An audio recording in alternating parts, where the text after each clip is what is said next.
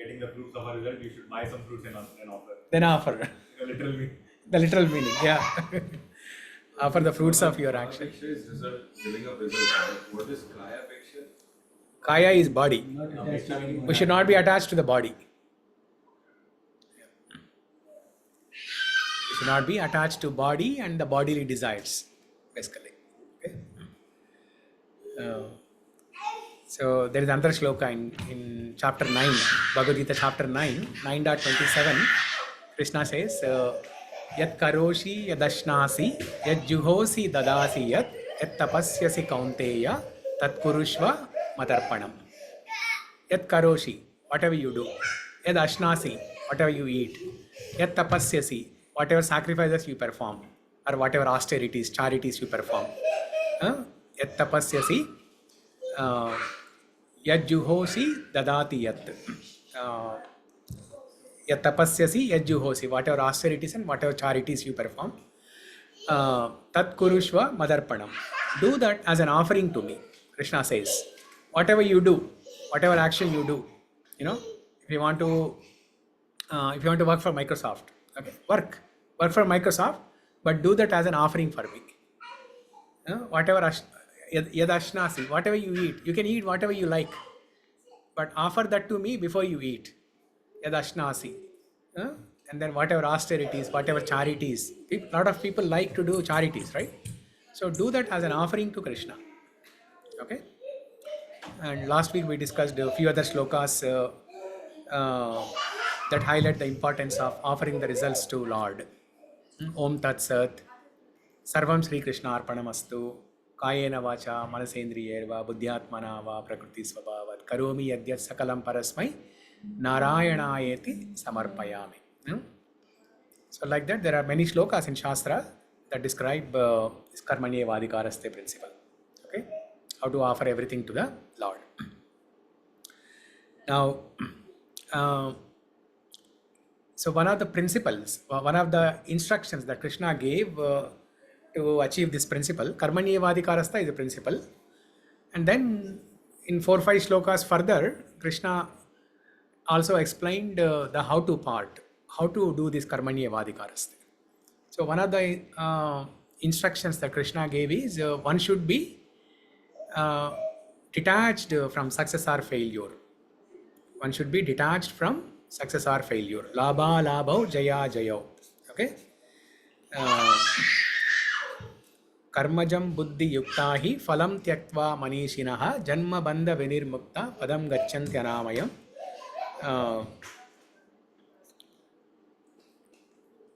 Buddhi yukto jahatiha ube sukrita dushkrute tasmat yogaya yujyasva yoga karmasu kaushalam, the art of working. Okay? So, how can one be detached from success or failure? Okay? So, Krishna asked, in order to perform Nishkama Karma Yoga, one should be detached from success or failure. Labha, alabha, jaya, jayo. Okay? So, how to do that? How one can be detached from success or failure? So, in the next section, starting from 2.54, Arjuna asks, what are the symptoms of a person who is a Sthitha Prajna? Sthitha Prajna is a person who has a steady mind, both in success or failure. So Arjuna is asking, what are the symptoms of such a person? What are the symptoms of a person who has that steady mind? Okay? So 2.54. Arjuna uvacha Sthitha prajnasya ka bhasha samadhistasya keshava Sthita dhi kim prabhasheta kimasita vrajeta kim.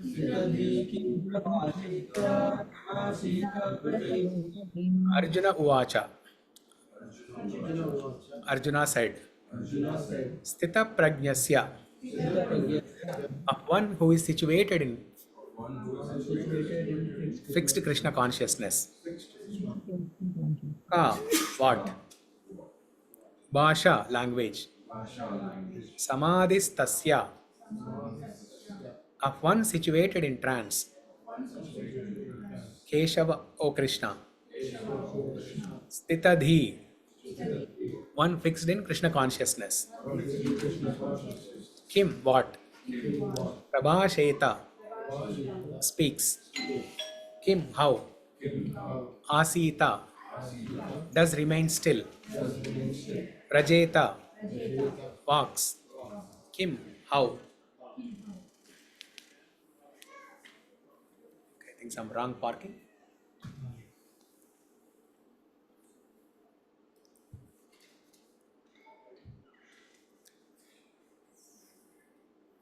Which car? Is that my car or?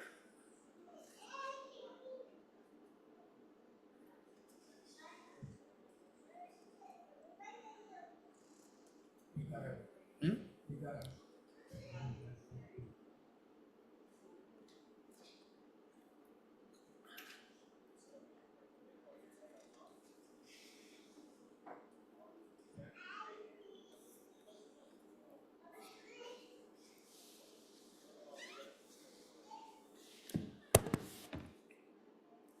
Okay. Advertisement. Oh, I thought parking problem and somebody came to complain about that. Your car has some damage to the trunk? On the trunk? Little bit damage. So there was some mobile repair kind of a thing. He's just finding out cars and what he can repair. And Oh, so he was pointing out to that dent, huh? yeah, he said that you want me to repair, I'll repair. I do renting, painting. Okay, he can do it right here. He can do, but I don't know, Prabhu, because he's not a workshop. Okay. Proper workshop. Yeah, let's not take risks. Yeah, let's not take risks. That's what I thought. Okay. Okay, so let's continue. So translation. Arjuna said, O Krishna, what are the symptoms of one whose consciousness is thus merged in transcendence? How does he speak and what is his language? How does he sit and how does he walk? So it's like Arjuna is asking a question, how does a person who is going to walk on the ramp in the fashion show, how does he sit, how does he stand, how does he walk? It sounds like that, right?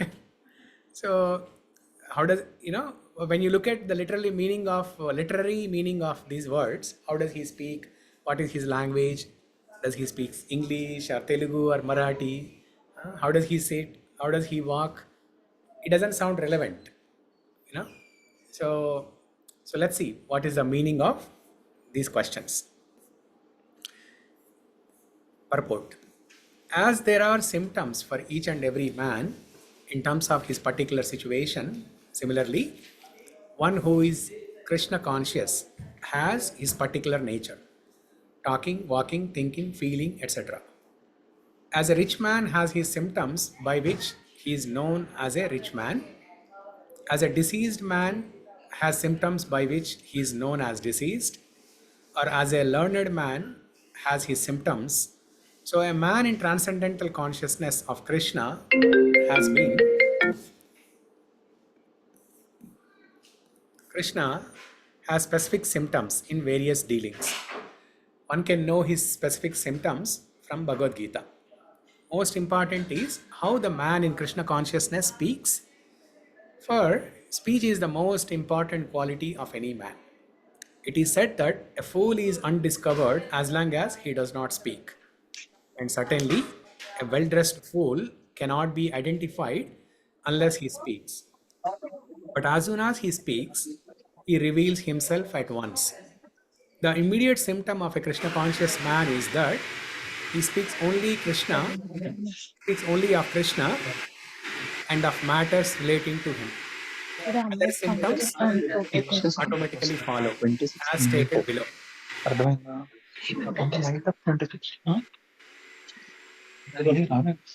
Celebrations 25th midnight, 26th midnight, 26th midnight, 12 o'clock.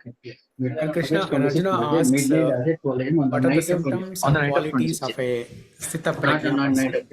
Sthitha Prajna person means a person who is situated in Krishna consciousness, okay, who is fixed with one-pointed attention. We discussed Vyavasayatmika Buddhi, right? Vyavasayatmika Buddhi means a person with one-pointed attention. So what are the symptoms of such a person? Because the saintly people, or the exalted devotees. So they look normal in the society. They look normal. But how do we identify saintly people? Unless we know how to identify, it's very difficult. So as Prabhupada gives the example in the purport, just like how we can identify a rich person by looking at his dressing, or by looking at his cars, or by looking at his his walking style, or by looking at the way he speaks, we can figure out that he is a rich man. And Prabhupada explains a foolish person is not discovered until he starts speaking. Until a person keeps his mouth shut, we don't know whether a person is good person or bad person. But as soon as a man starts speaking, we can figure out. Because based on the voice, we can figure out we can estimate what type of personality he is. Okay, you may not know the complete personality, but at least you'll have some impression based on your past experience. Using your pratyaksha, anumana, praman, direct perception and speculation. There are three methods of learning knowledge, right? Pratyaksha praman, anumana praman, and shabda praman. Shabda praman is you have to hear from somebody. Somebody has to tell you, saying that Abhishek is a good person. Okay. If there's nobody to tell you, then you have to wait until Abhishek starts speaking. Okay.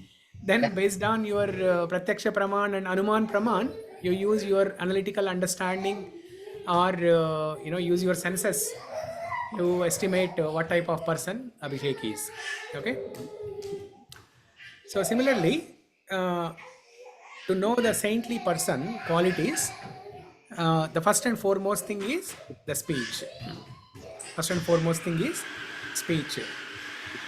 So Krishna tells in later chapters of Bhagavad Gita, especially chapter 17 and 18, where Krishna explains the art of speech. Just like how we discussed art of working, there is something called as art of speech, where Krishna explains how to speak. Even there are few other shlokas in Shastra that explain the art of speech. Satyam bruyat, priyam bruyat, asatyam na bruyat. Satyam bruyat, always speak the truth. Priyam bruyat, speak only pleasing words. And if a truth is not pleasing, then do not speak that at all. Satyam bruyat, priyam bruyat, asatyam na priyam bruyat. Okay? If you have to convey the truth, then if it is not pleasing to the other person, do not speak. Just be silent. Okay? So there was this story, right? I forgot the details. Where I forgot the details. Anyway, okay. So whenever you have to speak, always speak the truth. Okay, and always speak pleasing words. And if you have to avoid an unpleasant situation, then don't speak the truth. Just be silent. Okay. Don't speak the truth means don't say the false things. Don't say untruth. Just be silent. Okay. Satyam bruyat, priyam bruyat, asatyam na priyam bruyat. So similarly, whenever you have to speak, speak with austerity. You should not use harsh words. You should not speak unnecessarily. You should not hurt anyone unnecessarily. Hurting with words and hurting with your actions, hurting with your with your physical body. We should not hurt anyone. Okay, so the harm that is caused by words is more dangerous than the harm caused by physical action. Physical action a person may forget, but if you hurt somebody with your words, that person can never forget in your life. So harsh words are like, the damage caused by harsh words is just like a broken mirror. A broken mirror can never be fixed. You can try to do some patchwork, but it can never be fixed to its original state. Similarly, if a person's heart is broken with harsh words, you can never repair it. So that's why saintly people, they never speak harsh words. They always speak very politely, very gentle, very calm, you know. And before they speak any word, they think twice. Before they speak anything, they think twice. So this is the first and foremost quality of a saintly people. Saintly people are a Sthitha Prajna person, a person fixed in Krishna consciousness. How does he speak? Okay. So what is the question here in the shloka? Sthitha prajnasya ka bhasha samadhistasya keshava sthitadi kim prabhasheta kimasita vrajeta kim prabhasheta. Okay. Prabhasheta means speaks. Kim prabhasheta, kimasita, kim vrajeta. These are the three questions here.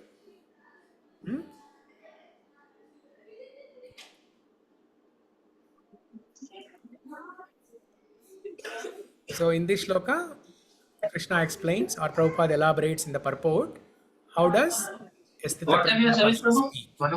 Okay. Now, next shloka, 2.55. Shri Bhagavan प्रजहाति यदा कामान् सर्वान् पार्थमनोगतान्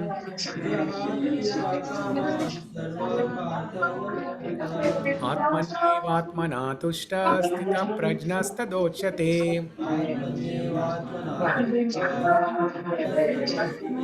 Shri Bhagavan Uvacha. The Supreme Personality of Godhead said, Prajahati gives up. Yada, when. Kaman, desires for sense gratification. Sarvan, of all varieties. Partha, O son of Pritha. Manogatan, of mental concoction.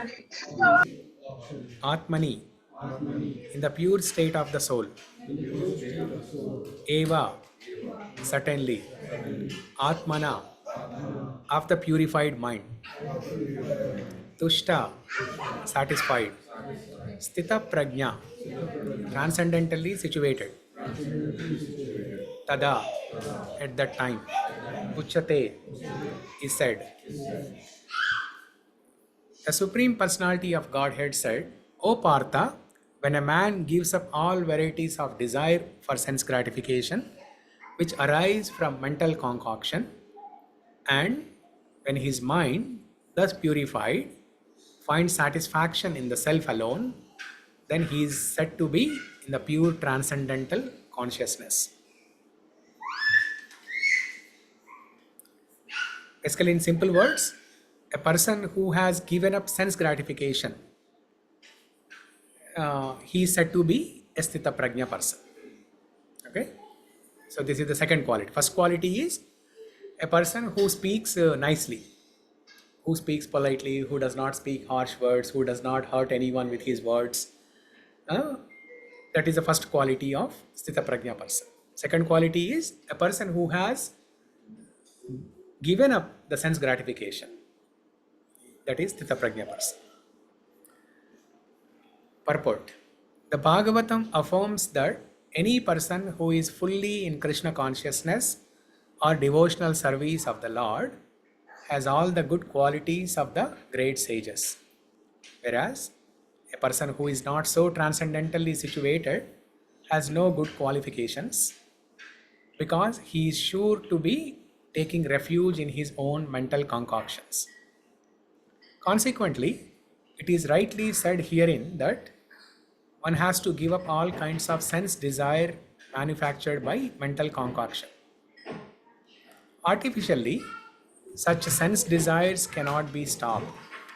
But if one is engaged in Krishna consciousness, then automatically sense desires succeed without extraneous effort. Therefore, one has to engage himself in Krishna consciousness without hesitation.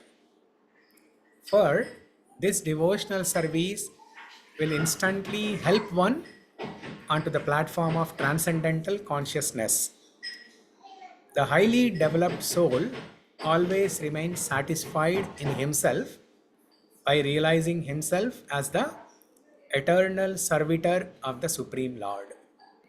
Such a transcendentally situated person has no sense desires resulting from petty materialism. Rather, he remains always happy in his natural position of eternally serving the Supreme Lord. Okay? So here, Krishna is talking about sense gratification, right?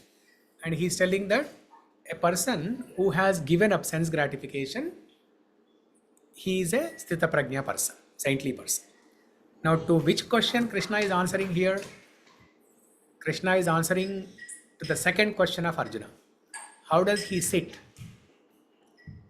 How does he sit? Huh? Kimasita. How does he sit? Now, is there any correlation between sitting and sense gratification? So our understanding of sitting is just sitting. Sit on the chair or sit on the floor, sit on the bench, just sit. That's our understanding. It's here only the senses settling. Senses settling only, not for material desires, not for not sure. Yeah. So here sitting in the context of senses is withdrawing the senses. Withdrawing the senses. Now later in the later shlokas, Krishna gives an example of a tortoise. How does a tortoise withdraw the limbs? Whenever the tortoise sees any danger from outside, and the tortoise, let's say the tortoise is walking, and then as soon as the tortoise notices any danger, then it withdraws the limbs, all the hands and legs and the head also. It withdraws all the limbs and covers itself under the shell. So from outside, you'll only see a hard shell. You won't see anything else. You won't see the hand, legs, anything, head, and you don't see anything. So just like how a tortoise withdraws the limbs, a saintly person withdraws the senses from sense gratification. That is sitting. Okay? He just relaxes. He just basically withdraws from sense gratification. That is sitting. How does he sit? Kimasita. Okay? So now, let's try to understand the details of it. How does a saintly person withdraw the senses? Now, before we can understand any details about sense gratification or withdrawing the senses, all of these, let's try to understand about senses. Okay? So, there are 11 senses. There are 11 senses. What are the 11 senses? 5 Jnanendriyas and 5 Karmendriyas. The Sanskrit word for sense is Indriya. Karmendriya and Jnanendriya. There are 5 working senses and 5 knowledge acquiring senses. So what are the 5 working senses? Working senses means the parts of our body that help us do our daily actions. Working senses. Okay? So what are the 5 working senses? Ears, eyes, ears. No, those are knowledge acquiring senses. The 5 working senses are voice, legs, hands, and then the 2 private parts. Okay, anus and genitals. So these are the 5 working senses in our body using which we do pretty much everything in our day-to-day life. If you have to call somebody, use your voice. or wave your hand. If you have to go somewhere, use your legs to walk. Huh? If you have to eat, use your hands. Huh? So 5 working senses, and then 5 knowledge acquiring senses. What are the 5 knowledge acquiring senses? Eyes, ears, nose, tongue, skin. Okay. Uh, and then there are, and then there is mind. There is mind, which is the 11th sense. Okay. Mind is a subtle sense. The 5 working senses and 5 knowledge acquiring senses, these are gross, gross senses which we can see and feel and touch. Whereas mind is a subtle sense, okay, which is part of the subtle body. Okay, subtle body consists of mind, intelligence, and false ego, the 3 components. So using the 5 senses, the 5 knowledge acquiring senses, jnanendriyas, we acquire knowledge of anything. This is the pratyaksha praman. Remember we discussed the 3 methods of acquiring knowledge. The first method is direct perception, pratyaksha praman. So you see something and you acquire knowledge about that. You hear something and you acquire knowledge. You touch something and you know whether it is soft or hard. Huh? You taste something and you know whether it is sweet, salty, bitter, pungent, and so on. So use your senses to acquire knowledge about a thing. Okay, that is knowledge acquiring senses, jnanendriyas. So we have 5 karmendriyas, 5 jnanendriyas, and then there are 5 senses. So what are the 5 senses? The sense objects basically. Hearing, Sense objects. hearing, taste, and vision, Hearing, taste, vision. touch, Okay, touch. smell. Smell. Yeah. So vision, taste, smell, hearing, and touch. 5. 5 sense objects. There are 5 working senses, 5 knowledge acquiring senses, 5 sense objects, and then there is mind. So how many are these total? 16. Okay, and then there are 5 Panchamahabhuta, which our body is made up of, or anything in this material world. All the matter is made up of these 5 Panchamahabhuta: earth, water, fire, air, ether. Bhumi, Rapo, Nalo, Vayu, Kam. Bhumi, Rapo, Nalo, Vayu, Kam. Krishna explains in 7th chapter.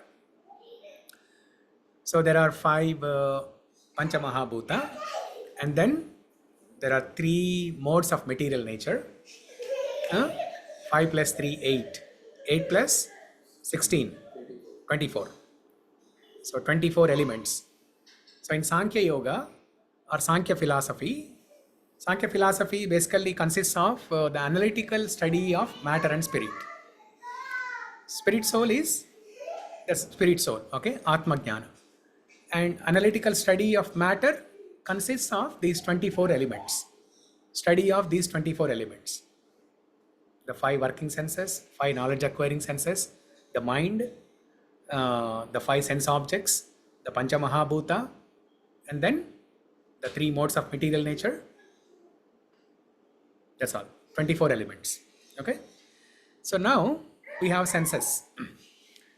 And because the soul is very active, the soul has to perform an action all the time. We cannot sit idle. Soul is very active. Most importantly, our mind is chanchala. Okay? Mind is constantly thinking about something or the other. The study shows that on an average, per day, we think of 30,000 thoughts. 30,000, that's an average. It can be more or less, depending on what type of person you are. If you are in the mode of goodness, number of thoughts may be less. If you are in the mode of passion, the number of thoughts can be more than 30,000 per day. But on an average, 30,000 thoughts per day. Okay? So mind is very restless, chanchala. Mind is compared to monkey. Okay, just like how monkey jumps from here and there all the time. Monkey is also jumping. Mind is also jumping from this thought to that thought, and mind is forcing the senses to engage in sense gratification. Now, what is this word sense gratification? You hear this word only in ISKCON. You will not hear this anywhere else. So, what is sense gratification?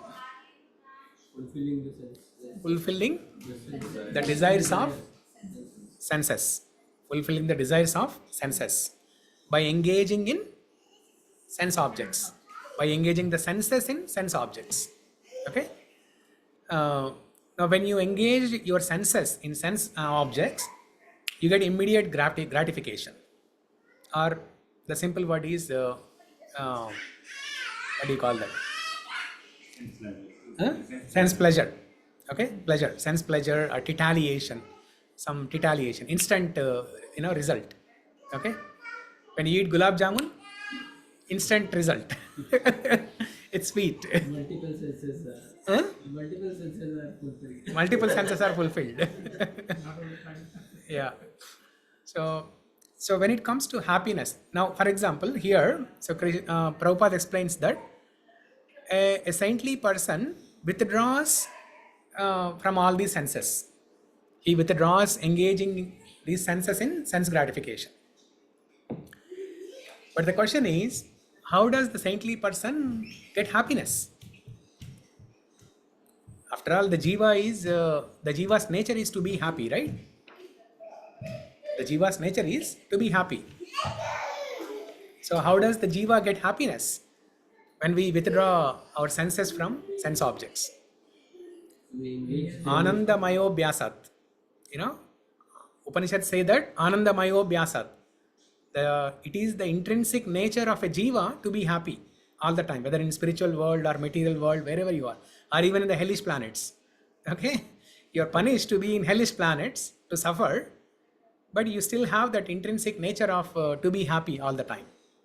Anandamayo Bhyasat. And in order to get that happiness, you will engage senses. Senses are the instruments to get happiness. So how can a saintly person or a Sthitha Prajna person who has withdrawn senses from sense objects get happiness? engaging them in Krishna consciousness. Engaging them in Krishna consciousness. Okay? So when a person engages them in Krishna consciousness, how does he get happiness? Through the senses? I think we read one prayer I heard, right? Like with eyes, with all your organs. Yeah, from Mukundamala Stotra. Yeah. Yeah. Look at Krishna's deity and enjoy it. Yeah. Okay. Now that is channeling your senses towards serving Krishna. Okay, let's say you use your eyes to look at the beautiful form of the Lord. But how do you get happiness? That's the question. By dovetailing Krishna consciousness to all the other activities, whatever we are doing, offer it to Krishna. That's one. Yeah. Second is maybe whatever activity you are doing, try to dovetail it to Krishna consciousness. Okay, that's fine. Dovetailing means channeling, basically. Channeling or engaging your senses in different activities of Krishna consciousness. That is a process. Dovetailing, channeling, or engaging our senses in different limbs of devotional service. In the kirtan that we sang, right? Shravana kirtana pujana smarana vandana atma nivedana padasevana dasyare. Yeah. Pujana sakijana atma nivedana govinda dasya bidasyare. So that shloka also talks about all the different limbs of bhakti. Shravana Kirtana, Pada Sevana, Archana, Dasya, Sankhya, all those things. Okay? So this is the process. Okay? But how does a Sthitha Prajna person find happiness? The answer is, he finds happiness within. See, for a normal person, happiness lies in the sense objects. For a person who wants to get happiness from gulab jamun, where is the happiness? Happiness is in the gulab jamun. Okay? So the person has to eat gulab jamun. Now a saintly person, Sthitha Prajna person, his happiness lies in serving Krishna. Now even when he is not serving Krishna also, he finds happiness from within. Even when he is not, when he is not actively serving Krishna, he still finds happiness within. He doesn't have to engage his senses in serving, some part of Krishna. Still, he finds happiness within. The happiness lies within. But in fact, that's the truth for all of us also. For normal people also, happiness lies within us. But instead of seeking happiness within, we are seeking happiness outside, externally. So there are, when it comes to happiness, there are three components. Or three levels of achieving happiness, we can say. Okay, three components or three levels of achieving happiness. At the basic level, it's pleasure. When you engage your senses in sense gratification, you get pleasure. Instant pleasure, instant sense gratification. Okay? But that type of pleasure lasts only for few minutes or few seconds, few months, few weeks, few days. And then very soon it will fade away. Okay? There was an experiment done by a teacher actually. Okay? So one day, a teacher in the classroom, he tells all the students, so today there is no class, let's all go to a movie. Everybody is so excited. They go to a movie and come back, and then the teacher asks, so how was your experience? Everybody says, oh wow, very great, today was the best day in the school. And then the teacher continues his classes for the next few months. And then after 2 or 3 months, the teacher asks the same question. So remember, we all watched that movie 2-3 months ago. So how was that experience? People say, oh yeah, it was okay. On the day one, everybody said, wow, it was great. This is the best experience. So this is the best class ever. Okay, this is the best day in the school ever. But after 2-3 months, they cannot relish that experience anymore. So it fades away. So that is pleasure. That is some level of happiness. Okay. Now next level of getting happiness is engagement, active engagement. For example, if a doctor gives a recommendation to a depressed person that you have to walk in the sun every day, it actually works. A person who is depressed, who is going through some psychological disease, if they walk in sun, they walk under sunlight, then they feel so good. Because it's an active engagement. And whenever he is engaged in that activity, he gets happiness. That engagement gives them happiness. Not the result, but the engagement itself. While walking itself, you will feel happiness. For example, let's say somebody is watching cricket. Will you get the happiness in the end or while watching the cricket game itself? Huh? But overall, okay, let's say the end result is India has lost the match. Okay? But until you know the result, you are still enjoying the game, right? The engagement itself gives you happiness. Not necessarily the result. The result may give you sorrow also. But the engagement itself will give you happiness. In the first example, the result. When you eat gulab jamun, the result, is sweet. That's why you like sweet. That's why it gives happiness.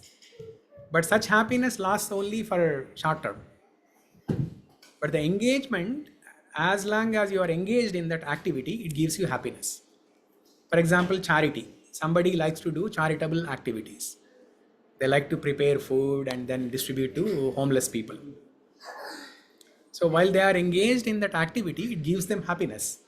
While they are cutting vegetables, while they are, preparing some food, while they are packing food, it gives them happiness. The engagement, okay? Because after you prepare food, somebody else will distribute the food, right?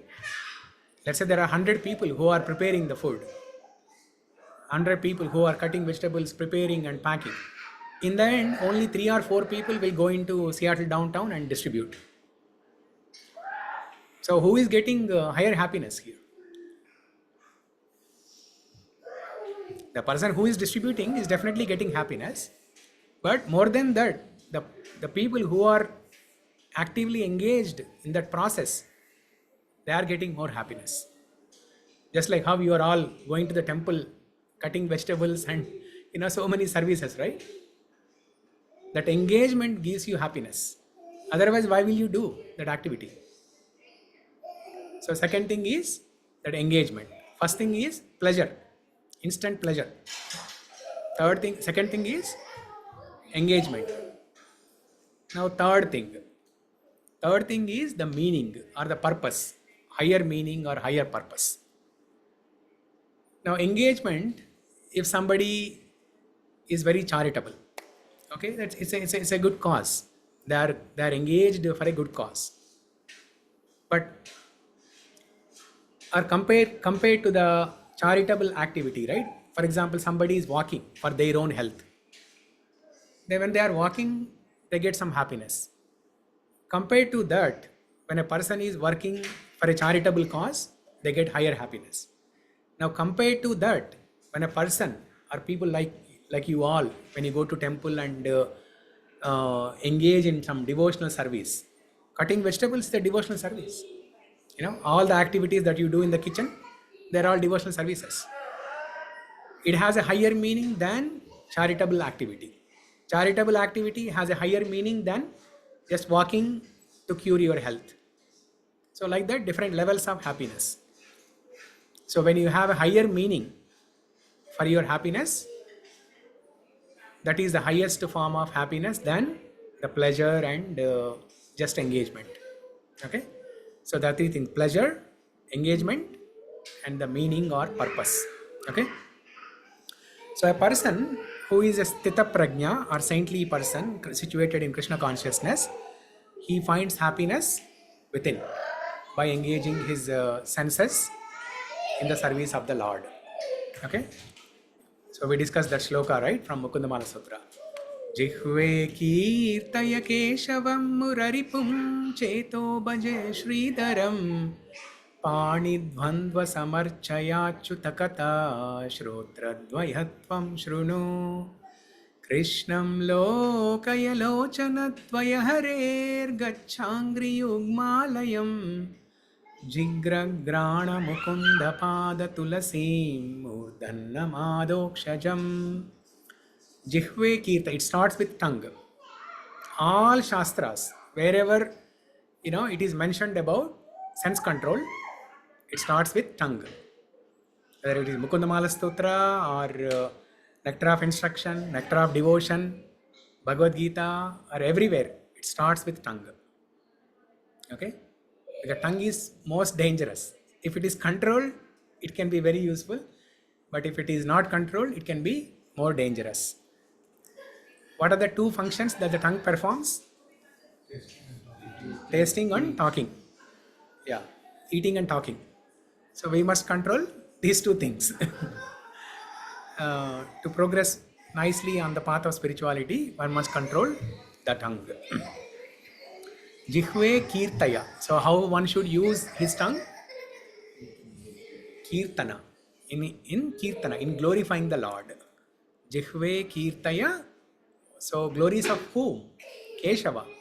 Jihve kirtaya Keshavam and Murari. Jihve kirtaya Keshavam Murari. Jihve kirtaya Keshavam Muraripum Cheto Bhaje Sridharam. Chetas. Chetana means mind. Cheto Bhaje Sridharam. How should one engage mind? in meditating upon Sridhara. Okay? One should engage their mind in thinking of Krishna, Sridhara. Cheto bhaje Sridhara. Pani dvandva samarchaya. Pani dvandva samarchaya. Pani means hand. Dvandva means two. Pani dvandva means two hands. Use your two hands in offering obeisances or vandana to the Lord. Okay? Offering obeisances or vandana to the Lord. Pani dvandva samarchaya. Achyuta kata shrotra dvayatvam shrunu. Achyuta kata. Hear Achyuta Katha. Hear the Katha of Achyuta. With what? With your ear. Shrotra Dvayam. Shrotra Dvayam means two ears. Engage your ears in hearing Krishna Katha, Achyuta Katha. Achyuta Katha Shrotra Dvayatvam Shrunu. In the process of Shravanam, hearing. And then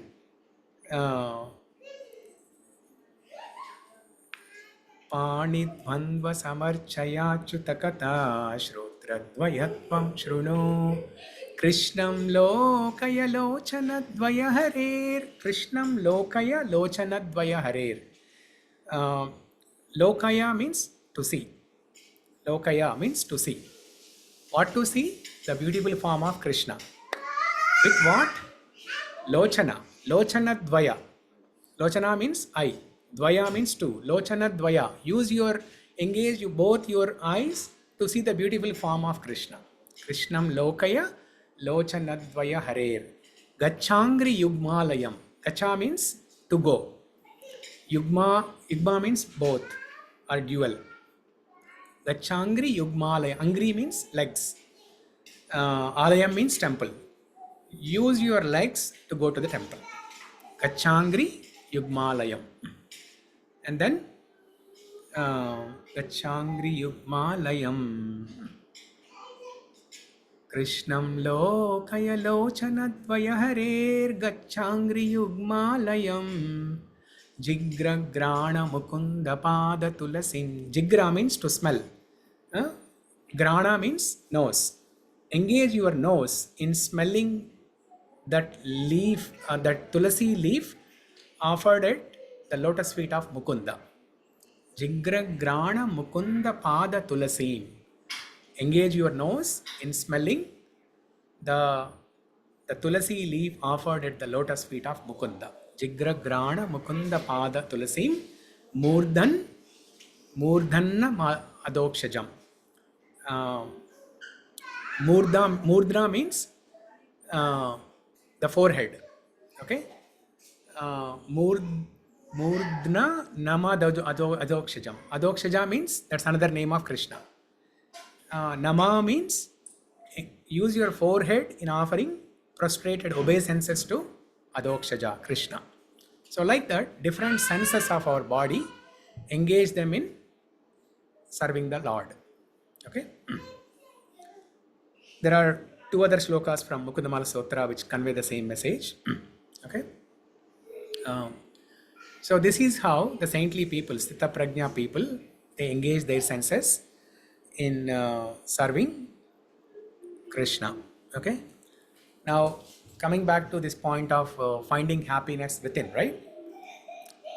So the deer, there is a special type of deer called Kasturi. Kasturi deer, musk deer. In English, the word is musk deer. Musk deer, it has beautiful fragrance in the form of an external object that grows on its body.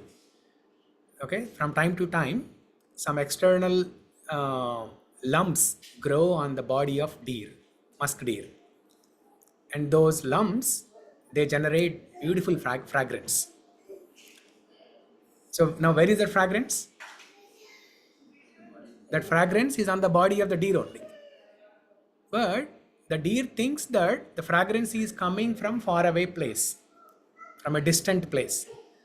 And as soon as these lumps start growing and they generate fragrant smell, the deer starts running, chasing for this fragrance. and the deer can never find. But actually, where is the fragrance? The fragrance is within the body of the deer only.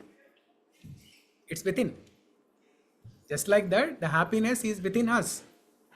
And we are like that musk deer who are running constantly in sense gratification to find happiness.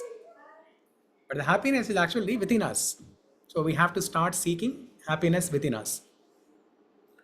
So just like this musk deer, there are different shastras give an example of different animals. How they misuse, how if they misuse one of their senses, how they will be troubled. Now what happens to this musk deer if the musk deer starts running after this fragrance? It's very, very possible that the musk deer can bump into some tree or something and then can lose his life. Or some wild animal like tiger or lion can find this deer and then kill. So just to find happiness, the musk deer is running, but while running, the deer might lose his life. That's the danger. If that particular sense, which sense? The smell. If the musk deer cannot control that one sense of smell, then the life of the musk deer will be at danger. Okay? So like that, Shastras give different example of different animals that are misusing one of their senses. Okay? The shloka goes like this. Kuranga matanga patanga bringa meena hata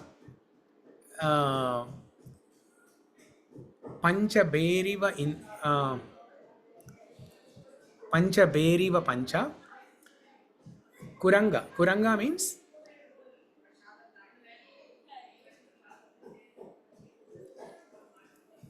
Kuranga matanga patanga bringa meena.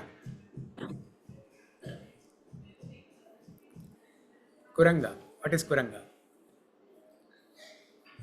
Some animal insect. Huh? Some animal or insect. Okay, Matanga. What is Matanga? Oh, this is already running out of charge. We have this thing, bro.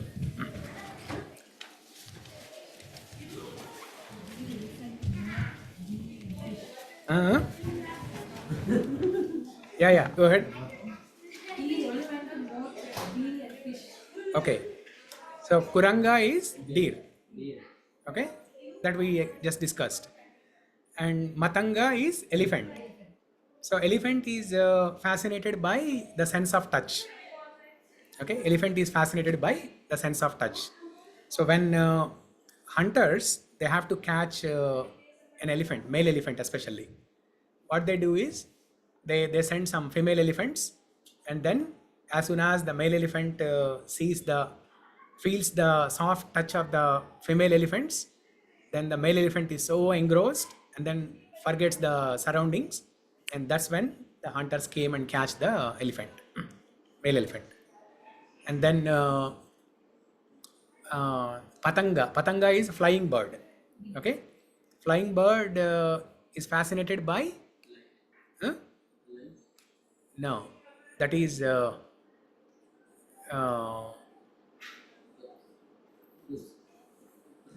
no, maybe you're right.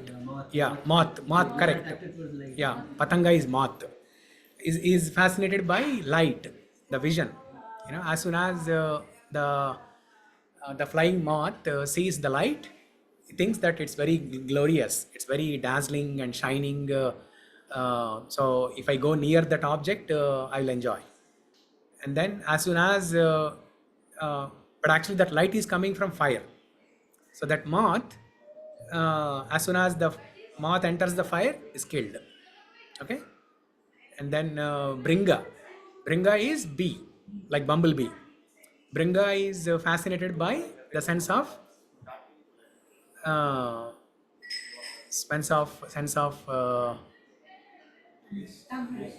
Taste, nectar, taste. Bees always get nectar. Bees nectar, correct. Yeah. tasting, tongue. So the bees, they enter the lotus or any fragrant flowers, and then in the evening, what happens? In the evening, the lotus starts closing its petals. Now when the lotus, oh, not for this, right? Yeah. Now when the lotus starts closing the petals, the bee is still inside. Now what does the bee do? Does the bee fly away? No. The bee is so engrossed with the smell or the nectar of the flower and completely forgets what's happening. And then as soon as the lotus is completely closed, is killed. The bee is killed because there's no air, right? The bee is killed.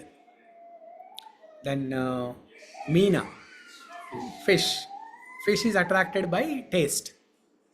That's why the fishers use a bait. They use something at the end of the bait or the fishing rod. That itself is called bait. Okay, so they use some small insect or something at the end of that fishing rod, and then looking at that, the fish thinks it's tasty object, and then gets trapped by the fishing rod. Actually, the fish can find so many insects within the water itself. But as soon as the fish thinks that, okay, there is more attractive object here at the end of the fishing rod, then the fish is captivated. Yeah. So like that, if just like how these different animals, if they misuse one of their senses, how their life is in danger. Now similarly, we have 5 senses. All the animals also have 5 senses.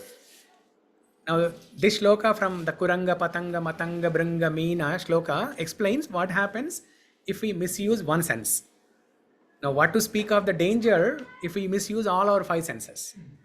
Most of the times, all our 5 senses are in misuse only. They are not in our control. So now you can imagine how much danger it can create. So that's why we have to keep our senses in control.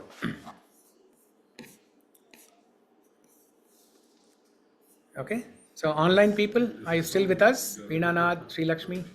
Huh? This verse is from Garuda Purana. Garuda Purana. Yeah. Okay. Good. Yeah. Oh, you're in the kitchen. Veenanath and Shirisha. Nice. Yes, Prabhu, service time. Very good. Very good. Okay. Yeah. Okay. So next shloka. 2.56. 2.56. Let me share the screen.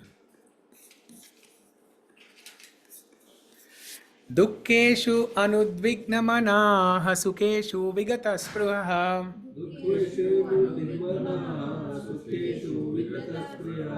वीतरागा भयक्रोधा स्थितधीर्मुनिरुच्यते.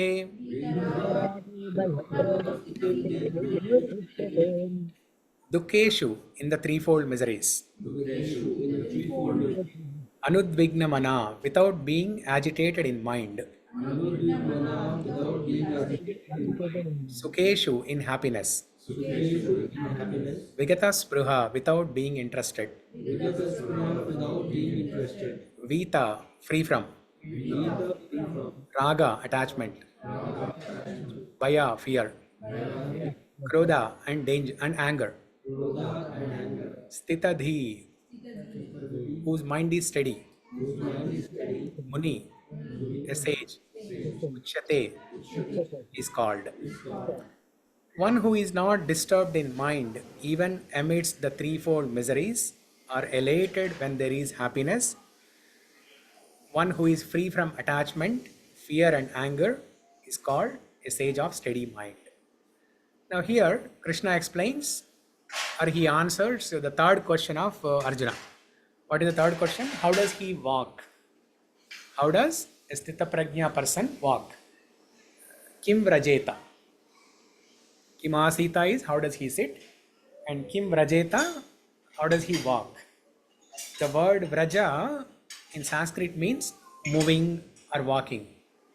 See, Vrindavan is also known as Vrajabhumi, right? Why is it called Vrajabhumi?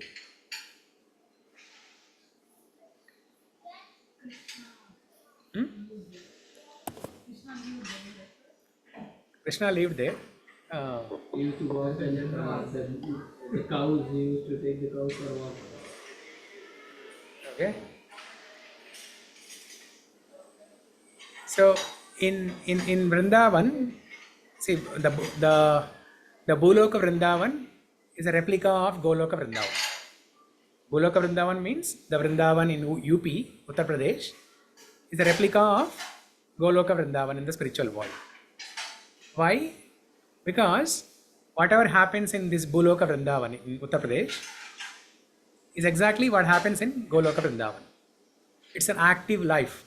There is Krishna, there are gopis, there are gopa boys, there are cows, calves, so many activities. So life is very active. Everybody and every animal, every person is actively moving around in serving Krishna. They're actively moving around in serving Krishna.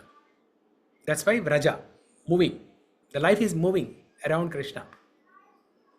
Okay? Vraja means moving. So Kim Vrajeta, how does he walk or how does he move? In other words, how does a Sthitha Prajna person engage his senses? The previous question or previous answer was, how does a Sthitha Prajna person withdraw the senses? Now here, how does he engage his senses? So here, Krishna is saying, Prabhupada, okay, let's read the purport. The word Muni means one who can agitate his mind in various ways for mental speculation without coming to a factual conclusion.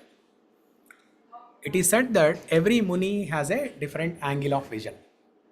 And unless a Muni differs from other Munis, he cannot be called a Muni in the strict sense of the term. Nashvastir yasya matam na bhinnam, from Mahabharata Vanaparva. But a Sthitadhir Muni, as mentioned herein by the Lord, is different from an ordinary Muni. The Sthitadhir Muni is always in Krishna consciousness, for he has exhausted all his business of creative speculation. He is called Prashanta Nihesha Manorathantara, or one who has surpassed the stage of mental speculations and has come to the conclusion that Lord Sri Krishna or Vasudeva is everything. Vasudeva Sarvamiti Samahatma Sudurlabhaha. He is called a Muni, fixed in mind. Such a fully Krishna conscious person is not at all disturbed.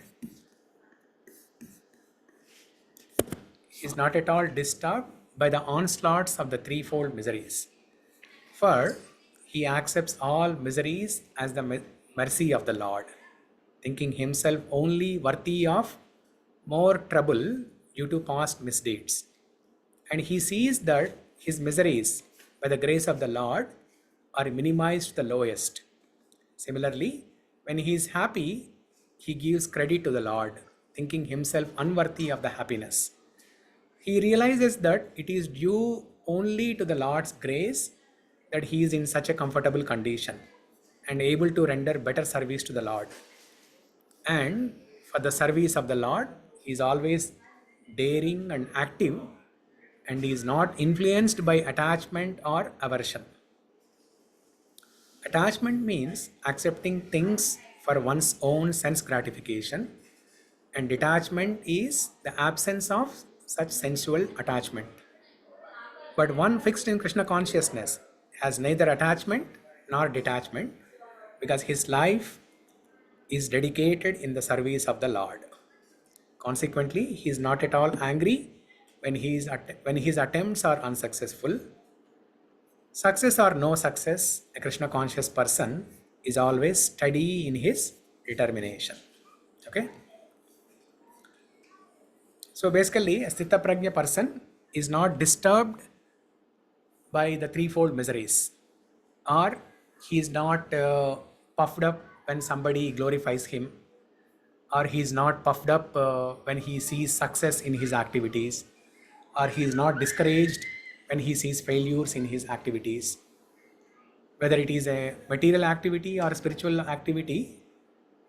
If it is a failure, he is not discouraged. If he wants to perform some devotional service, let's say he wants to take up some project and wants to perform nice devotional service, but it can become a failure. He is not discouraged. He still continues performing other devotional services. Or if he is performing some material activity. Saintly people, when they are in the material world, they still have to do some material activities. So when they are performing material activities, there can be failures. Still, he is not discouraged. And if there is some success, he is not puffed up. If somebody glorifies him, he is not puffed up. So he is not disturbed by whatever is happening around. Whether success or failure, he is not disturbed. Okay? Or if somebody is criticizing him, he is not disturbed. So why, generally we see that people oftentimes they spend time gossiping, right? And we like gossiping actually. We like either speaking gossiping about other persons, or we like to hear gossips of other people. Why? First of all, is it true or not? True, right? True.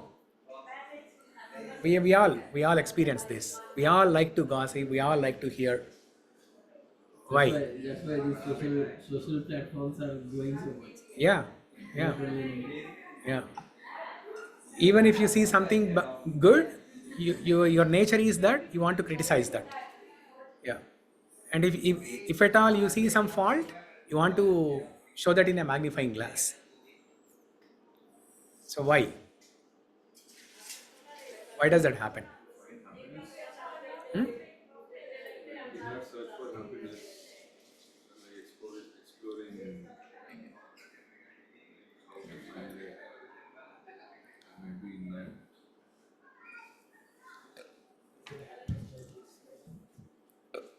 Because our mind is by default very curious, like by design. Okay. We want to add to whatever is there. So Okay. Online. Sri Lakshmi? Yeah. Feeling that we are good, మనం చాలా మంచిగా ఉన్నామని మనం portrait చేయడానికి. Very good. Yeah. Okay. That's one good reason. So she's saying that self satisfaction. self-satisfaction. Yeah.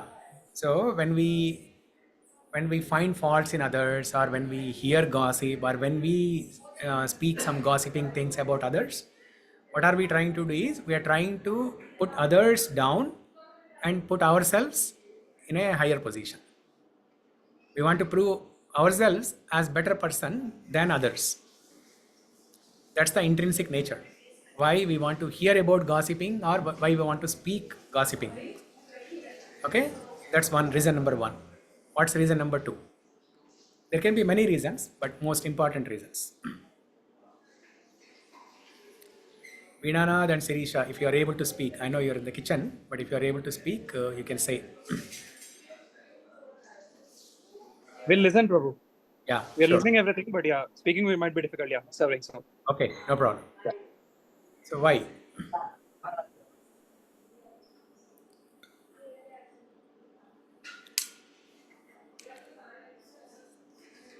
So by engaging in gossiping, we are misusing our senses. So what senses are we misusing? Our ears and our tongue. Okay? So they should be in control. Now, to control them, we need to know. Mind too. Yeah, Sri Lakshmi. Yeah, are misusing our mind too. Misusing our mind also. Very good. Yeah.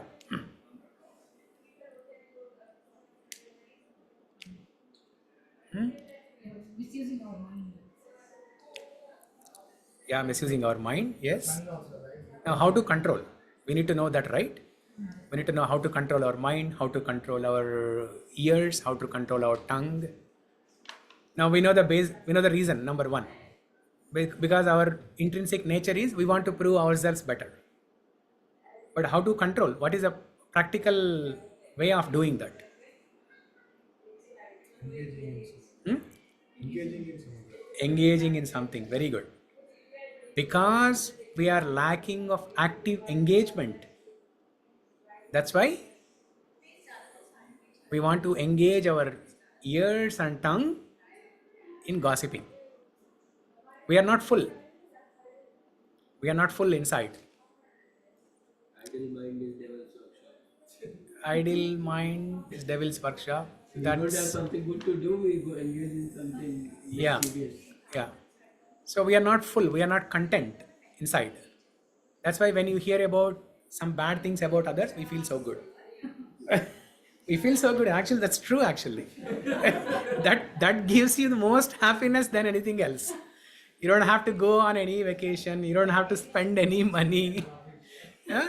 Just hear about some bad things about a person. Oh, you will relish. You'll relish. The reason is we are not full. We are not content. Now, how to make ourselves full, or how to, achieve that contentness, is by reading Bhagavatam, by hearing Bhagavatam, by hearing Krishna Katha. Huh? So, in 24 hours, let's say 8 hours are for sleeping, huh? Other 8 hours are for other works, your occupational duty, and then uh, we have other 8 hours remaining. So if you can engage your other 8 hours in chanting, in hearing Krishna Katha, in reading, then you will not have time to do this gossiping. You will not have time to hear gossiping. Because you will be so busy, your schedule will be so hectic that you will not have time to hear gossiping actually. Right now we have time, we have a lot of free time. That's why we want to hear. Even if somebody is telling gossips about other person, we will not stop them. We say, yes, aur bolo. Aniyor. Aage bolo. Iha bahi aage kaho. We want to relish more and more. But if you hear more about Krishna, if you read more about Krishna, naturally you want to speak only that, right? Naturally you want to speak only that. If somebody gives you juice, if you are able to connect that juice with something from Srimad Bhagavatam or Bhagavad Gita, your tongue automatically starts saying those words. Oh, in Srimad Bhagavatam, in so and so incident, somebody gave juice to Krishna like this, and Krishna released it so much. Your tongue automatically starts speaking those things. So there has to be active engagement. So there is this nice story to explain about this active engagement, or what happens if there is no active engagement, right? So one day a person comes to a sadhu, and he tells that, oh sadhu, everybody is talking ill about me. Everybody in the society, they are talking ill about me. Now what should I do? I'm trying to ignore, but I cannot ignore because everybody is talking ill about me. So what's the solution? Now the sadhu gives him a small pot with oil in it, and asks him to circumambulate a tree 108 times. Okay, he puts a small pot in his hand with oil and asks him to circumambulate a tree 108 times. Now sadhu asks him to do that in the middle of the town. In the middle of the town, around a tree. In the middle of the town means there are a lot of people, right? A lot of people around who are naturally talking ill about this person. Huh? So now he wants to experiment whether if this solution works or not, even though it doesn't make sense to him, but because he respects the sadhu, he wants to try it out. So he goes to the middle of the town near the tree and starts walking with a pot full of oil in his hand, starts circumambulating 108 times around the tree. Now the condition is not even a drop of oil should fall from the pot. Not even a drop of oil should fall from the pot. It's not actually pot, a small container, like a diya, like a small lamp, you know. Now it's very difficult to circumambulate 108 times. Either you can walk straight, that's much easier. But you have to circumambulate in a circle with a small lamp in your hand full of ghee, full of oil, and not even a drop of oil should fall. It's very difficult. So he walks very slowly, focusing on the lamp, and the oil in that. And he makes sure, finally, he achieves that. And then he comes back to the sadhu, says that, see, I brought the lamp with the same amount of oil that you gave, and not even a drop of oil fell. Now the sadhu asks him, now you went there in the middle of the town, around the tree. There are so many people probably sitting on the around the tree. You know, in villages you see, right? People sit on there is a small bench kind of thing around the tree. People sit there. There are a lot of people still gossiping about you. Now, did you hear any gossiping? Did you hear anybody talking ill about you now? He says, no, I did not hear anything this time. And the sadhu says, this is what happens and this is what you are lacking. What you are lacking is, you are lacking some active engagement. Now when you have some active engagement, you do not hear even if people are gossiping. You don't care even if people are gossiping. So that's why when you spend our 8 hours in a day in reading Krishna Katha, in hearing Krishna Katha, in chanting, in various devotional services, then you will not worry, you know, who is talking about me and what is that person doing, what is this person doing, where is this person going. So you will not be bothered about these things. You will not worry about these unnecessary things. You will be so busy that you will not have time to waste your time on unnecessary things. Not only gossiping things, right? We waste our time on so many unnecessary things. So if you dedicate 8 hours of your day in devotional activities, then you will see miracles. Okay? So that is what about active engagement. So when a person is actively engaged in serving Krishna or engaging his senses in serving the Lord, then he is not disturbed by success or failure, by glorification or insult. Dukkeshu anudvigna manaha sukeshu vigata spruha vitaraga bhayakrodha sthitadhir muniruchyate. Okay? Now next sloka. 2.57.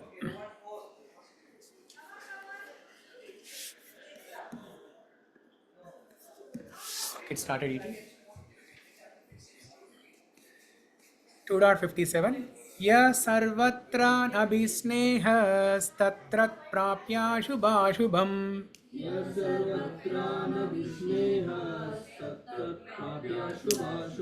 nabhinandati nadveshti tasya prajna pratishtita.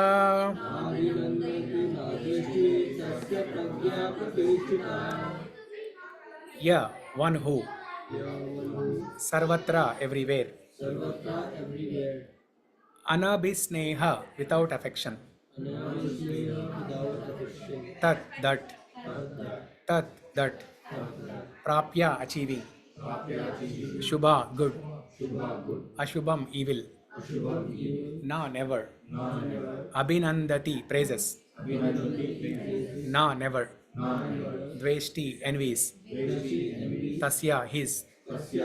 Prajna, perfect knowledge. Pratishtita, fixed. In the material world, one who is unaffected by whatever good or evil he may obtain, neither praising it nor despising it, is firmly fixed in perfect knowledge. There is always some upheaval in the material world, which may be good or evil. One who is not agitated by such material upheavals, who is unaffected by good and evil, is to be understood to be fixed in Krishna consciousness.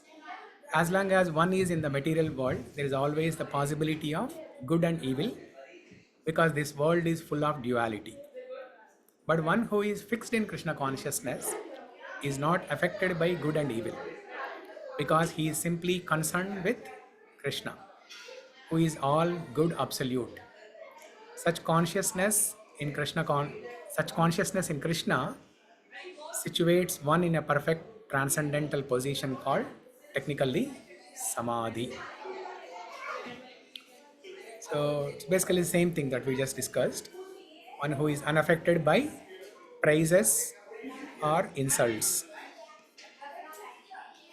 Yes sarvatra nabhisnehas tattat prapya shubhashubham na abhinandati na dveshti. Okay?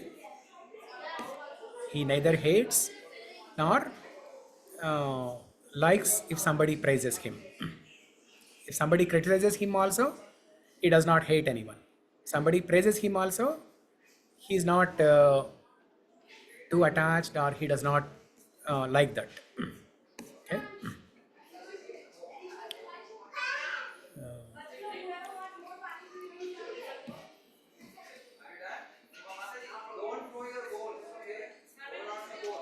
Next one, 2.58.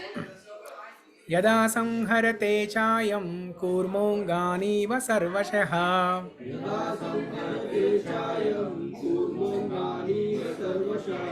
इन्द्रियाणीन्द्रियार्थेभ्यस्तस्य प्रज्ञा प्रतिष्ठिता.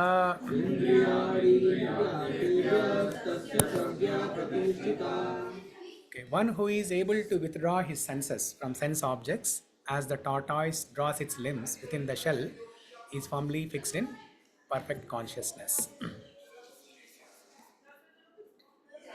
The test of a yogi. Okay, Sri Lakshmi, you want to read the purport?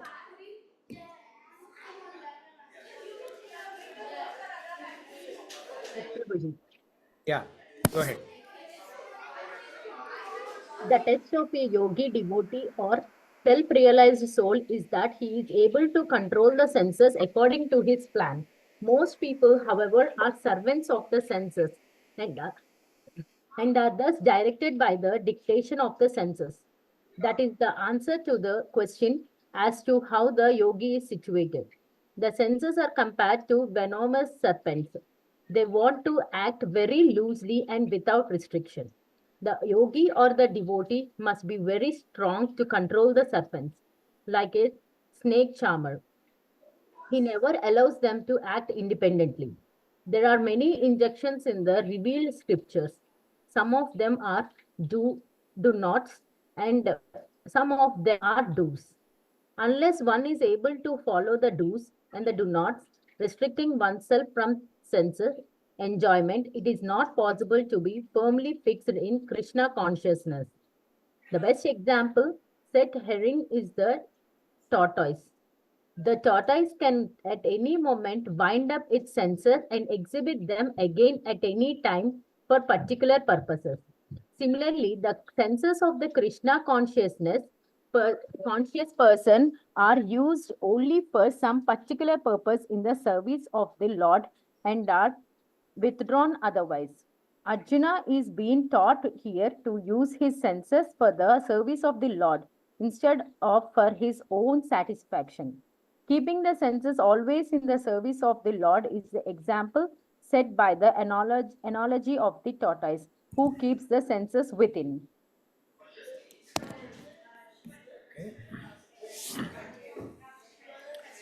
Okay. So we discussed the tortoise example, the kurmongani va sarvashaha. So one who is able to withdraw his senses from sense objects as the tortoise draws its limbs within the shell is firmly fixed in perfect Krishna consciousness. And this is how a saintly person is sitting. Krishna Arjuna asked, how does he sit? Kimasita. So this is further explanation of that with an example of tortoise.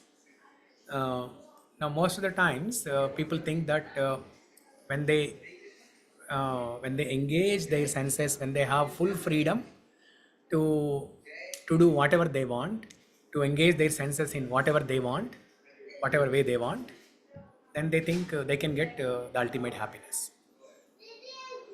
But in fact, the unlimited freedom, the so-called unlimited freedom, is the culprit. The so-called unlimited freedom is the culprit. Because when you engage senses in sense gratification without any restriction, senses are like wildfire. Or sense gratification is like wildfire. Now, wildfire, the forest fire, how does it happen? It starts with the spark. Now, where does the spark come from? Rubbing two matches. But in the forest, who will go and rub two matchsticks and create a spark? Nobody, right? Somebody doing some camping and let's do something. Okay. It's ridiculous. Huh? What is it? Thunderstrike. Thunderstrike. Okay. And sometimes like a lot of heat also, these leaves are dried and a lot of heat also can burn them, right? And Yeah. burn a fire. Yeah. Yeah. So in forest, the forest fire is actually not created by anyone. It's not sparked by anyone. It automatically happens. Of course, there are these days, people are actually intentionally going and creating forest fire. Either they're using some fireworks, and the fireworks are going and entering into the forest and creating a forest fire. And sometimes, some naughty people they want to get some attention, so they create some forest fire intentionally. But in general, forest fire occurs naturally when there is excess amount of heat or heat and wind. Yeah. Okay. So it automatically happens. So just like that, sense gratification is like forest fire. The more you indulge in sense gratification, the more harmful it can be. Materialistic people, what they think is, if they have unlimited freedom, because they don't like these do's and don'ts, they don't like restrictions. Somebody wants to tell them, you're not supposed to eat meat or you're not supposed to do those things, they don't want to hear those. So, but very soon they will realize that the unlimited amount of sense gratification without any restriction is going to harm them. Very soon they will experience that. So it's only when we achieve happiness in a controlled fashion, when we follow the rules and regulations, the do's and don'ts, and still get happiness, that is better than achieving or engaging senses without any restrictions. Just like a kite, right? If a boy wants to fly a kite, so what are the two key aspects to be able to fly kite high and properly? What are the two key aspects? Wind and thread. Huh? Wind and thread. Wind and thread. Okay.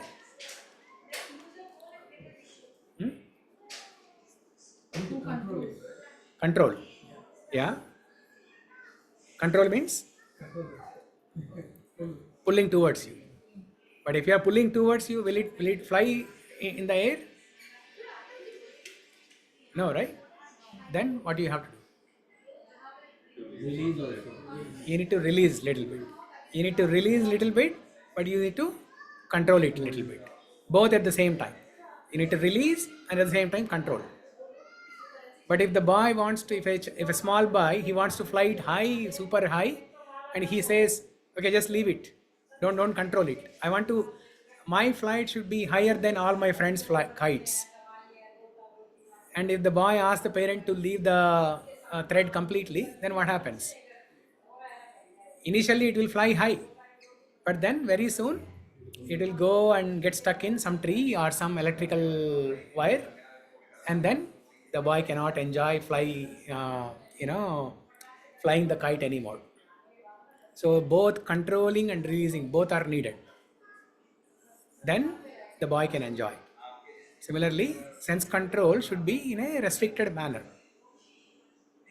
Okay, the best form of sense control is sense engagement is to engage all our senses in service of Krishna.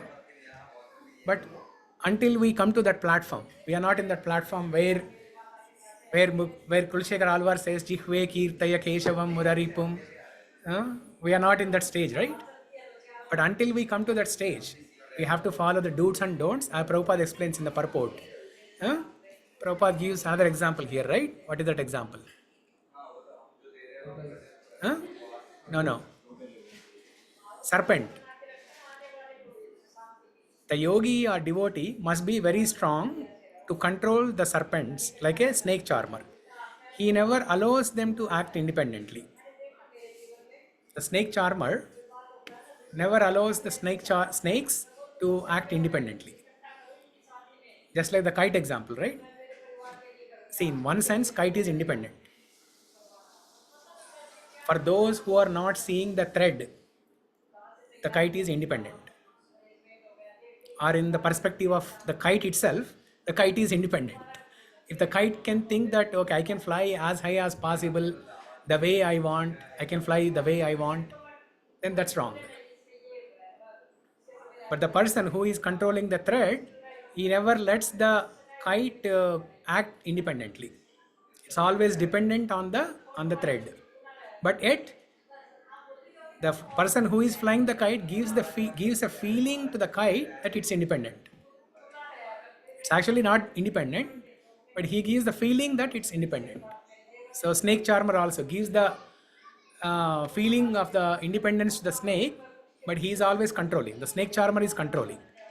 Similarly, yogi will discipline the disciples in such a way that they'll get the feeling of independence, but at the same time they are not independent. They are following the do's and don'ts. Yeah. So unless one is able to follow the do's and don'ts, restricting oneself from sense enjoyment, it is not possible to be firmly fixed in Krishna consciousness. Okay? Daresham Prabhu in his I think device class or something, he was telling about this tortoise example. So he was giving an exercise to the participants, like, okay, this is your hands.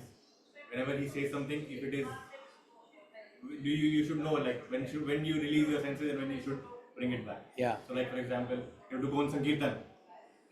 Yeah. You have to go for a movie. Release your senses. Like, Yeah. You should know when to pull it back and when to release. Like a tortoise. Yeah. Like a tortoise. Yeah. Late night party. Yeah. If somebody invites you for late night party, withdraw your senses. Whenever you say, oh, Sankirtan, Hari Bol. Service. Hari Bol. Senses are out. Yeah. Ready. So that's how you control. You decide basically, not the senses decide. You decide like how to engage. Yeah. So actually in the like a tortoise. Yeah, that's a good example. So actually in the later shlokas, Krishna tells Dhyayato Vishayan Pumsa Sangasteshu Pajayate Sangas Sanjayate Kama Kama Krodho Bijayate. He gives the step-by-step process of fall down. How does a person fall down? And he says it all starts with contemplation. Dhyayato Vishayan Pumsaha. Pumsa means person. As soon as a person starts contemplating on the sense objects. Vishaya means sense objects. Vishayendriya. Dhyayato means meditation. As soon as one starts meditating or contemplating on the sense objects, that is the first step of fall down. Contemplation, that contemplation becomes a strong desire to achieve something. Lust, and if the lust is fulfilled, you will become greedy. The lust is not fulfilled, you will be angry. And then once you are angry or greedy, then you will lose the control of your mind and intelligence. And once you lose your intelligence and control of your mind, then you fall down. Okay. So in the same chapter, later section, we'll see those. So that's why we have to engage our senses in serving the senses of Krishna. Krishna has another name, Rishikesha. Rishika means senses. Isha means the Lord. The Lord of the senses is Krishna. If we satisfy the senses of Krishna, then he will satisfy our senses also. He will give us happiness. If our goal is to make Krishna happy, he will make us also happy. It's not like only Krishna is happy and he will torture us. Okay? So our goal should be to satisfy Krishna's senses. Now Krishna will make our senses also happy. Sarvopadi vinirmuktam pravatvena. What is that shloka? Sarvopadi vinirmuktam pravaktena something, and then Hrishikena sevanam bhakti ruchyate. Okay? Sarvopadi vinirmuktam means sarva upadi means he is free. Sarvopadi vinirmuktam. Sarvopadi means all engagements in the material world. Vinirmuktam means free from. One is considered to be free from all engagements in this material world. Who? We'll see that. And the next one is Pritakwena. What is that line, Prabhu? Pritakwena nirmalam. Yeah. One is free from Pritakwena nirmalam, right? One is free from all contamination. Pure devotional service means engaging all our senses in the service of the Lord, the Supreme Personality of Godhead, the Master of all the senses. When the spirit soul renders his service unto the Supreme, there are two side effects. One is free from all material designations, and one senses are purified simply by being employed in the service. Yes. Pritakwena nirmalam means purified. Mala means there is some contamination. Nirmalam means purification. So how our senses will be purified? Pritakwena nirmalam means how our senses will be purified? When we engage our senses in serving the senses of Krishna. Rishikesha Hrishikena sevanam bhakti ruchyate. Okay? Sarvopadi vinirmuktam pritakwena nirmalam. Pritakwena tat paratvena nirmalam. Rishikesha Hrishikena sevanam bhakti ruchyate. Okay? So that's another very important sloka, very famous sloka. You will hear this in many lectures, So we have to engage our senses in serving the senses of the master. Krishna is the master of the senses. Okay? Next shloka. 59. Okay, next shloka is little important. I think we can 59, 60.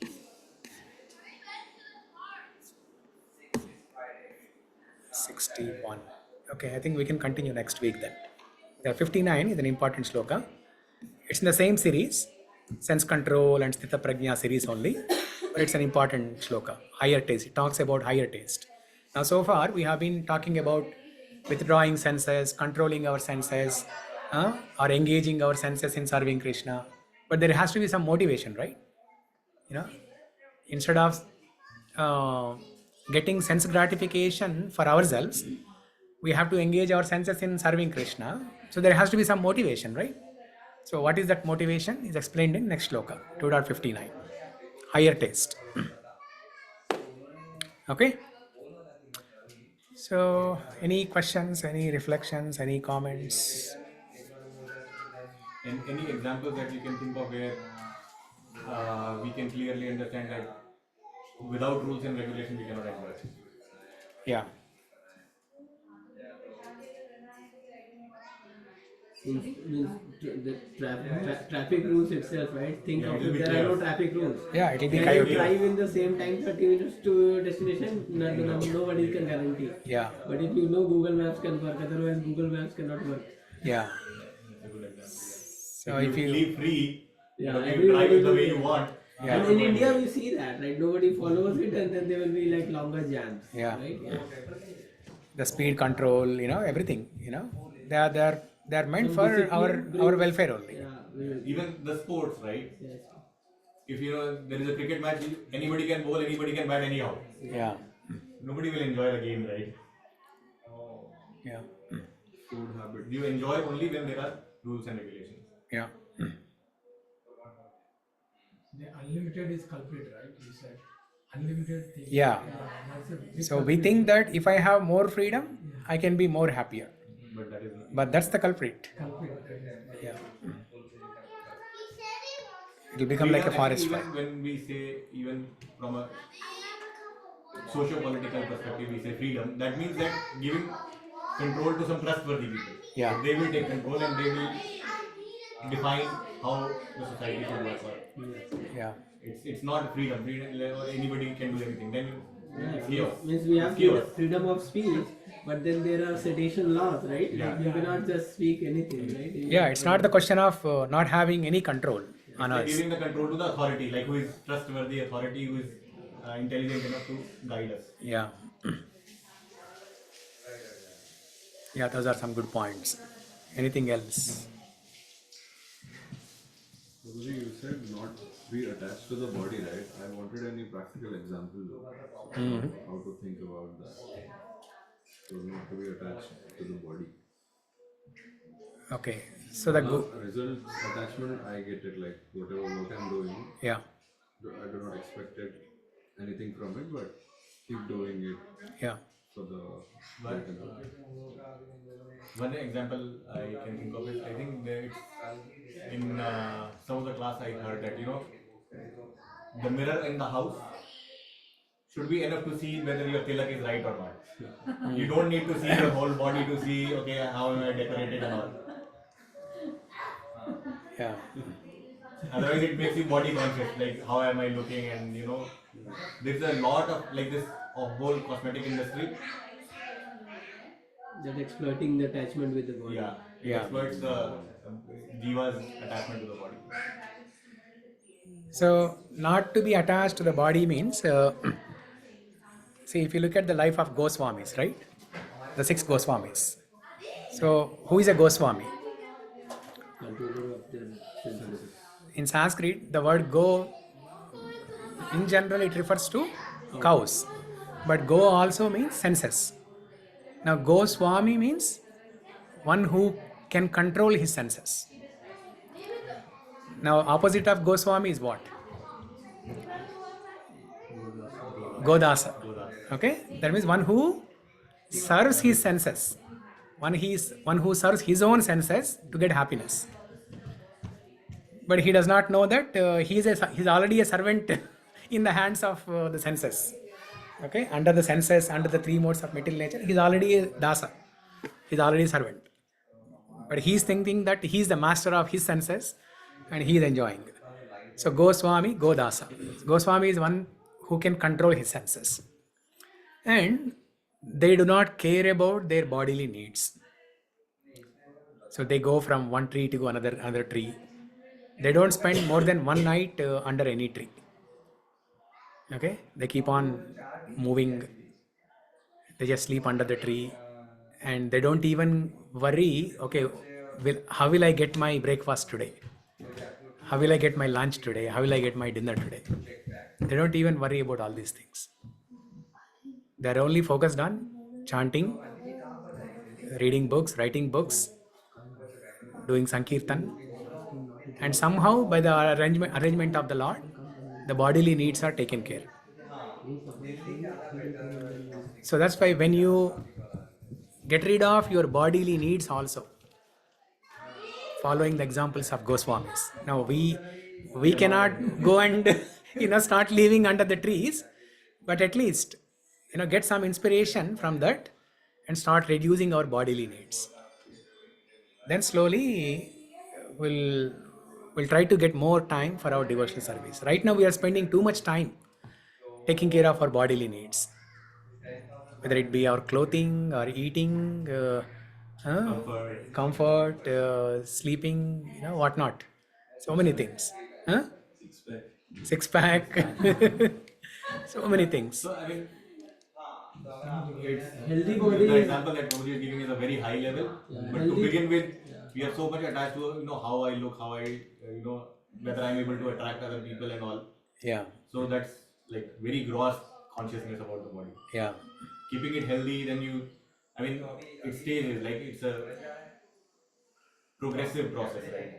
So you reduce your bodily needs and then come to a platform that okay, even if I have to keep my body healthy, that is for the purpose of executing my devotional service. yeah. So Yeah, my it's question just was like pointed towards that. Like, yeah, we need to keep our body healthy, yeah. but how do we not get attached to it in that process? No, you with the right consciousness. By being in the right consciousness, Yeah. you can take care of your body. In fact, Prabhupada also recommended that you should go for a walk and all to keep your. The whole purpose is that you have to keep your body and soul together. So minimal need whatever is required to keep the body and soul together, so that we can execute our service. Spiritual activities. Yeah. So I mean, it's good to eat good food, do some exercise to keep in good health, and it's also okay to dress up nicely. It's also okay to try to look good, because when you look good, especially when as we are aging, right? When you look good and when you try to look young, it gives you good health actually. There is a reason why people spend so much time and money in trying to look young, because it gives them good health, and only when you are in good health you can perform better service. So it's okay in a limited fashion, everything in a limited fashion. Eat good food in a limited fashion. Take care of your body grooming activities in a limited fashion. Walking, exercise in a limited fashion. In the name of exercise, don't spend in the gym for 2-3 hours. We are not in the business of developing a six pack. Okay, just maintain like 30 minutes, 45 minutes every day, whatever is minimum needed. You spend that much time to maintain your health, and whatever minimum grooming is needed, you do. Otherwise, it doesn't mean that don't comb your hair, or don't apply moisturizer cream. It's not like that. Apply whatever bare minimum is needed to look good. Yeah, obviously, I mean, if you're going in front of Krishna, you cannot just go dirty, right? Yeah. In But fact, it should not be self-centered that okay, when I'm walking around the street, people should look at me. yeah. Krishna should look at me in with that sense, you can decorate your body. If you read Krishna book, how many of you have Krishna book at home? You don't have Krishna book? No? You don't have it? You also don't have it? I'm reading the Bhagavatam, just the translations. It's based on that, right? Like, Yeah, Krishna book is based on 10th canto of Bhagavatam. Yeah. Bhagavatam. No, Krishna book. There is a book titled as Krishna. Yeah. So, in Krishna book, in the beginning, Prabhupada explains why gopis, when gopis, whenever there is a festival, or especially it all starts with Krishna's birth actually. When Krishna was born, gopis, when they went to see Krishna, they dressed up so nicely. And there is a full description of how they dressed up actually. And whenever there is a festival in Vrindavan, gopis used to decorate themselves very nicely. Before I read that, I used to think, why, the women in Krishna consciousness, why do they wear jewelry and golden jewelry? Why do they wear silk saris and, dress up nicely like this? Can't they wear like just cotton saris and simple dressed? But when I read that, in the very beginning, when I read that, that made a lot of sense. Yeah, when they're dressing up for Krishna. It's a festival, so obviously you have to dress up nicely, and you're going in front of Krishna. So you have to look beautiful and dress up nicely. So Generally, our tendency is self-centered. People look at me. yeah, So that we should yeah, minimize. So if you have to go to grocery store, we might not dress, but if you are going to temple, we should dress. yeah. Actually, Yeah, that is true. Because we don't care grocery store who sees us. yeah. but the transition from like self-centered to Krishna-centered, वो transition कैसे होता है? Like how? By association and listening. It's a gradual progress. It's a gradual progress. As Krishna said in the later shloka, right? I just mentioned. Dhyayato Vishayan Pumsa Sangha Dhyayato Vishayan Pumsaha Sangasteshu Pajayate Sangha Sanjayate Kama. What does that line mean? Sangha Sanjayate Kama. Kama is desire. Sanjayate means Samyak Jayate iti Sanjayate. Means it is born of. It is born of what? A desire is born of what? Sangha. Sangha Sanjayate Kama. So if you are associating with people who have unlimited desires, you will also develop unlimited desires. If you are associated with people who have desire to serve Krishna, you will develop similar desire to serve Krishna. Sangha Sanjayate Kama. Yeah. It's a gradual progress. Yeah, it happens slowly. Okay, it's 2 o'clock. Nice, yummy prasadam is waiting. That's why. Huh? Yeah, today I was getting distracted by this smell.